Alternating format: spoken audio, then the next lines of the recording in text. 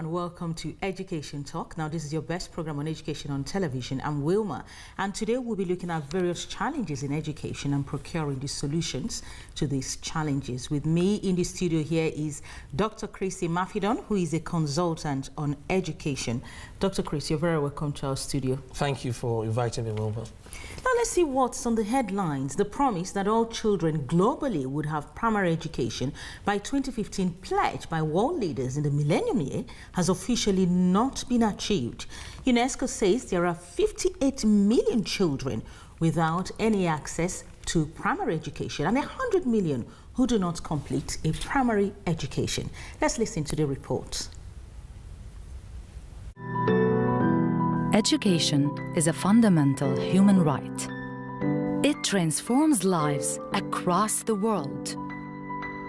In 1990, we started a movement by declaring to meet the basic learning needs of all.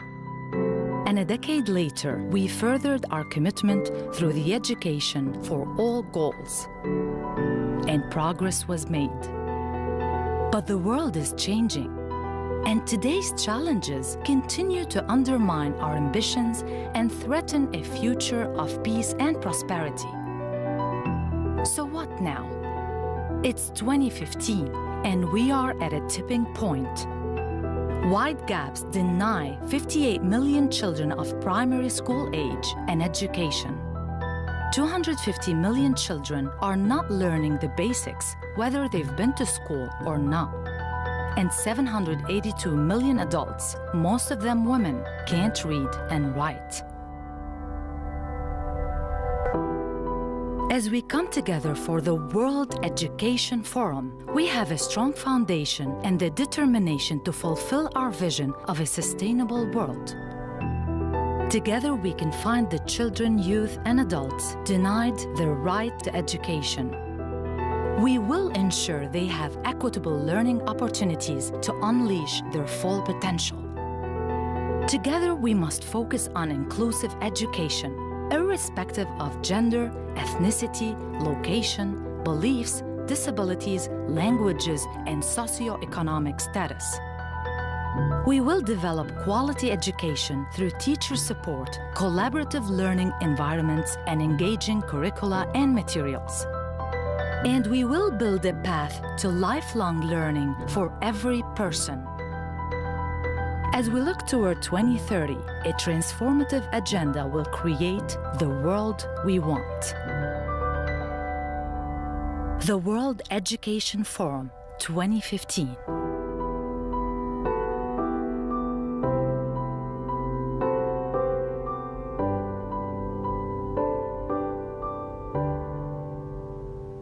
Let's look at those staggering figures again. 58 million children are without any access to primary education, and 100 million more do not complete a primary education.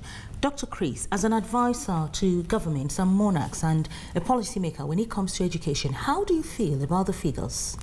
It's very depressing. It's something that should never, ever have happened at all. If anything, we should have been ahead of the target, because we have all the resources. So we have the economic resources, we have the facilities available to us in terms of human inventions, we have technology available to us. So there's only one reason why we're missing the target. We did not have the political will, we didn't have a very clear understanding of what the loss was to everybody, whether you're in the developing world or you're in the developed world. We now live in a global village. And you think those reasons you gave are the causes for missing the targets? Yes, because if we have a political will and we understand very clearly the economic mess this is going to cause, because if you have 8 million, that's probably pardonable. If you have 58 million children do not have access whatsoever to developing their talents, to knowing what gifts they have in them, to contributing to the world today, we are 58 million less as a race, as a group of people. And not just that, we have 100 million more that who did not complete any primary education at all. For again, I would not say for economic reasons, because we have enough money to put men on the moon and send men to Mars. without being able to look after the ones that came out of our womb. We do have all the money, we do have all the resources, but we have not recognized that a wasted life is far more serious than the tragedy of a crash, a car crash, or an aeroplane destroying. When you destroy a human mind, you have destroyed far more. If you say that you have a child was given a talent, deposited a talent in that child, and that talent has not A, been identified, and B, be developed, and we've not even exposed that child to any form of formal education where there are trained teachers that can pick up the best in the child, then it's a huge embarrassment in 2015. In 2015, and most of these children are actually concentrated in sub-Saharan Africa. Yes, this is what I keep saying, because you have pockets of trained children in Philippines that are now working as outsourced computer or technology-based people for a California company. You have outsourced work given to children in Bangalore, India. So if those students in Bangalore, India were not developed, will the Americans be able to outsource? Will the British be able to outsource? So it's not a matter of developing versus developed world. It's a matter of a global loss, because who knows whether in sub-Saharan Africa we're going to get the next Mark Zuckerberg? Who knows whether we are going to get another person that will come up with a cure for cancer, with a cure for AIDS? So we have left that literally wasting away and wallowing away. And I don't think we have the moral conscience to be able to look ourselves in the mirror and really call ourselves members of the human race, because we have to be very, very united in fighting global causes. The UK was rated as the country that most achieved the targets. How can the Western world help other countries in the developing world achieve these targets, especially in sub-Saharan Africa? I believe there should be a crisis conference. If we have a conference to look at global warming, we should have a real conference to look at global mental depletion. We should have a conference to look at how we can build human capacity and let the governments that have achieved the target share their best practices and support and partner with other governments that are struggling, so that we know that doctors that are trained in South Africa or trained in Zimbabwe or Sweden, wherever they are trained in the world, are able to help in the West. They are indeed. Prop up the National Health Service. We have enough nurses trained abroad coming here to help with the health service. So you see, the more we'll invest in any child, anywhere, in any location, the more we're investing in our own selves. Let's look at some of these targets, these 6 education targets for all by 2015 that was set by Unesco. Now, they will now be looking at the first one. It is actually early childhood care and education. This was achieved by just 47% of countries. Universal primary education was achieved by just 52% of countries. Equal access to learning, there is a universal enrollment in lower secondary schools in only 46% of countries. It was meant to be closer to 100%. Adult illiteracy cut by 50%. Only 1 in 4 countries achieved this goal. And in sub-Saharan Africa, half of women remain illiterate. Let's look at gender parity. In 69% of countries, there is gender parity in access to primary school.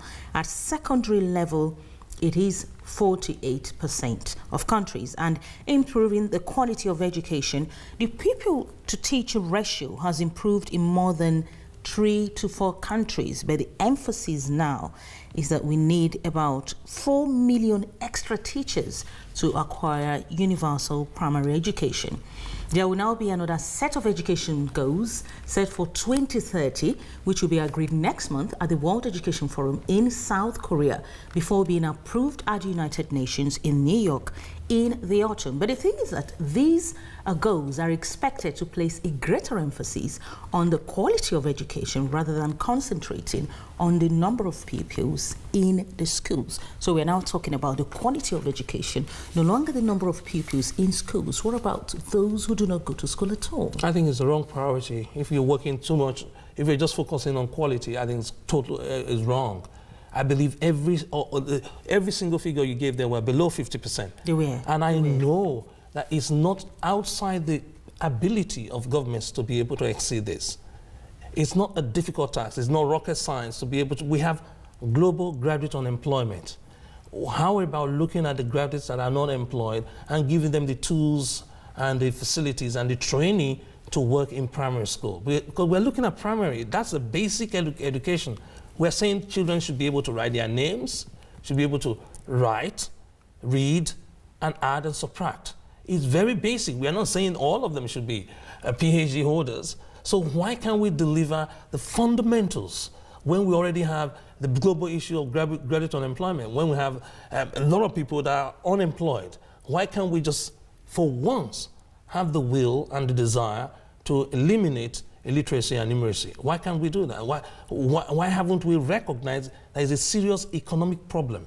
Because if you don't give anybody the skills to be able to live and survive, the alternatives are criminality. The alternatives are just getting involved in all sorts of mischief. If you give them the tools, if you give the children, particularly the formative years, between the ages of 5 and 11, if you give them what they need to be able to understand themselves and the environment, the sky is the limit. So I think government should really wake up. They've been in the huge slumber, and everybody seems to be doing their own things, their little things, their little corner. It's a global village. It's too late. If world leaders take this as a top priority, what timescales do you think we will need to achieve this target? If they aggressively pursue it and see it as an economic issue, we'll do everything in 24 months. Because we're looking at 12 months and then 12 months, 2 years. Because we already have enough graduates that don't have jobs. And every single university graduate, every diploma holder can teach in primary school. All they need to do is have the support and the initial training. So why are we literally sticking our head in the ground like an ostrich and hoping everything is fine on the other side and then we'll concentrate on our own? No, we should know that a child is a child. And you can never know which child is going to come up with a life-saving technology or invention. Definitely, and we do hope before 2030 these targets are actually met. Now let's look at the election pledges on education, and I think the most radical is actually from the Tories, which states that pupils in England who get poor results in their SATs at the end of primary school will face a receipt in the first year of the secondary school if the Conservatives win the next general elections. Dr. Chris, let's look at this. I don't know how parents feel about this. Your child has failed the SATs exam in year 6. When they are meant to be in year 7, they are actually in year 7. They're actually having a receipt of the year 6 exams in year 7. And what about implementation? How will the teachers implement this? If you know that the learning is pyramidal, so you have a layer, and then on top of that layer comes another layer, on top of that layer comes another layer. Then this is a policy that should have been implemented more than 40 years ago. We shouldn't have abolished the idea of saying, let all of us know what you know now so that we can build on it. Because most students now go into secondary school without having the layers that will allow the secondary schools to build on them. So what most schools have done is do this, what is called streaming. Those that are able to get level 4 or higher are in one class, and those that got lower are in another class. But what happens is that this lower group drags on until they get to year 11. So for 5 years, they are not unable to catch up with the other group that got it. So what you're saying is that the research should be done in year 6, but not year 7?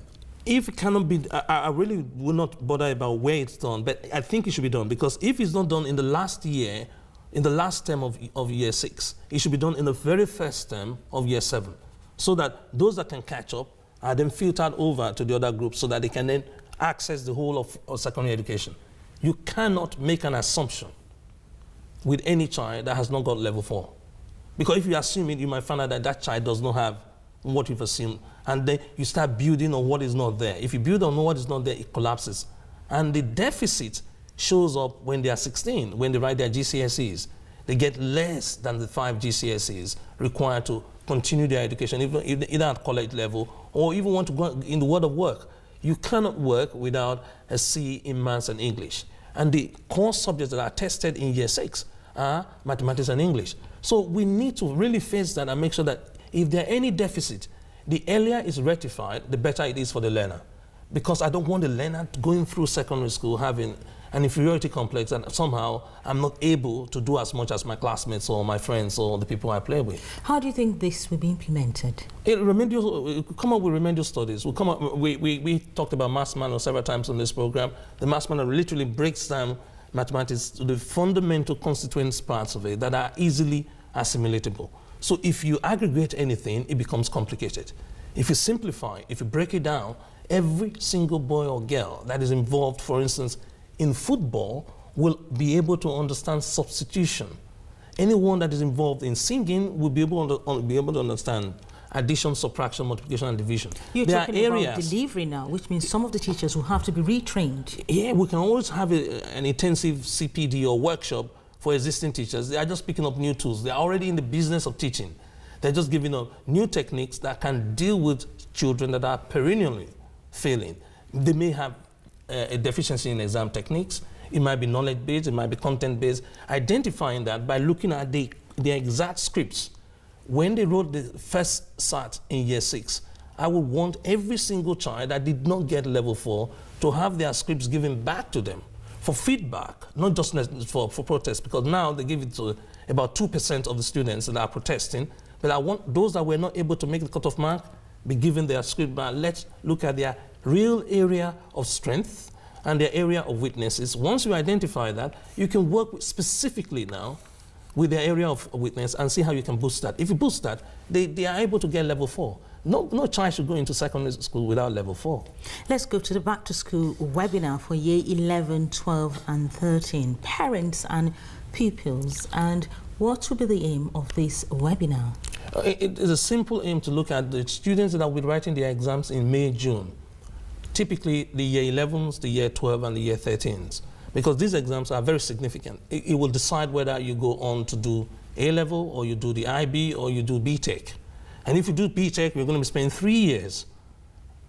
And then that means the child that finishes at 16 will now start thinking of university at 19. If you get the right grades, you do A-level, and A-level is 2 years. So you'll be thinking of university at 18. So that disparity can easily be nicked in the bud if you do an assessment now before the exam. If you do the assessment, your GCSE in year 11, and you are not up to the mark, you know exactly what to do. Then there are some schools, for no reason, for one reason or the other, they've not been able to cover the content required for their exam. What do? There are 3 or 4 steps you can take to be able to cover that deficit. There are others that have problems with memory. They are not able to capture things and retain their memory and deposit in the exam.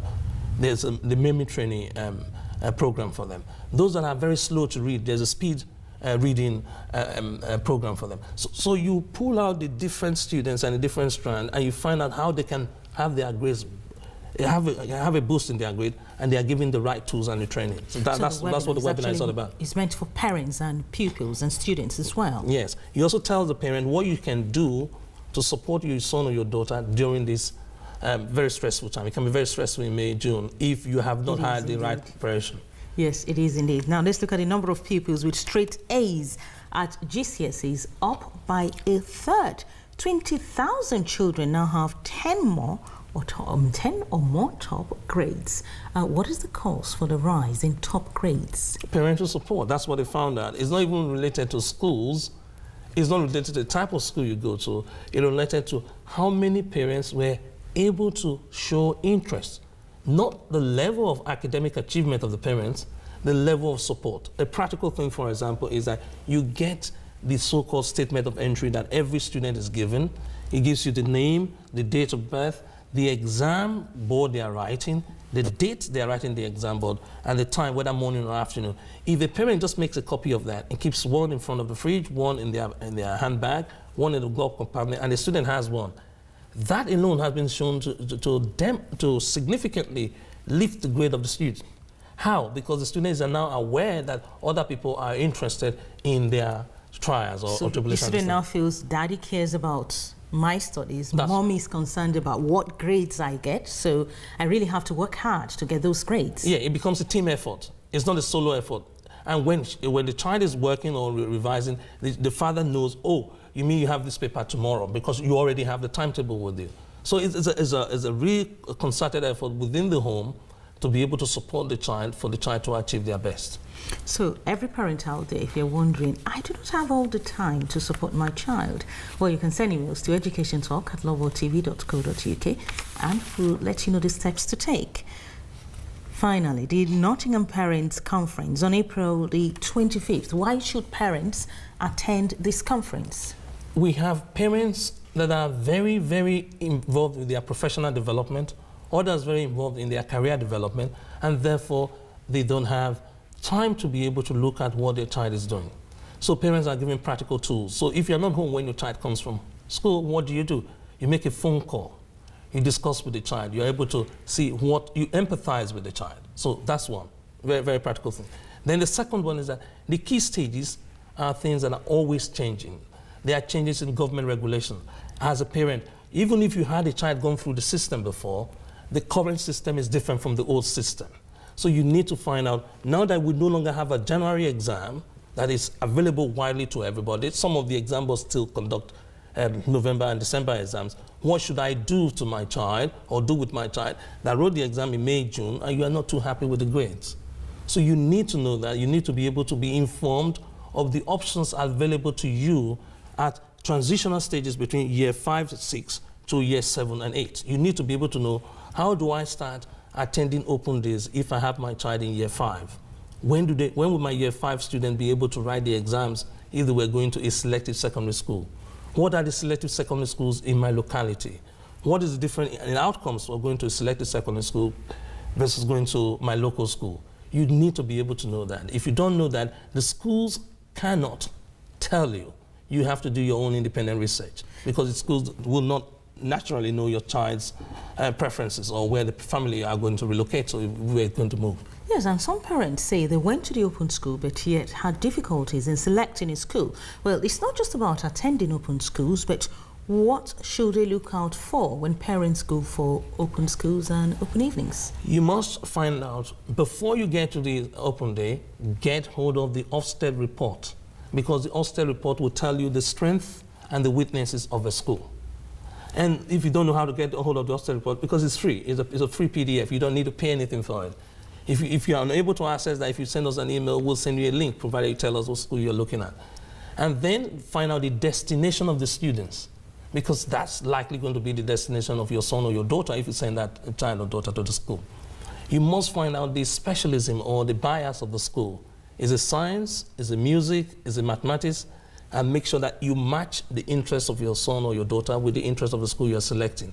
So those are the basic things that you need to understand, not just getting the school prospectus or just going to the website and on the basis of what the school gives you on the website be able to make a decision. No, you must do your own independent research. You must dig deeper, and a few searches here and there will be able to bring out a whole picture of what the school really stands for.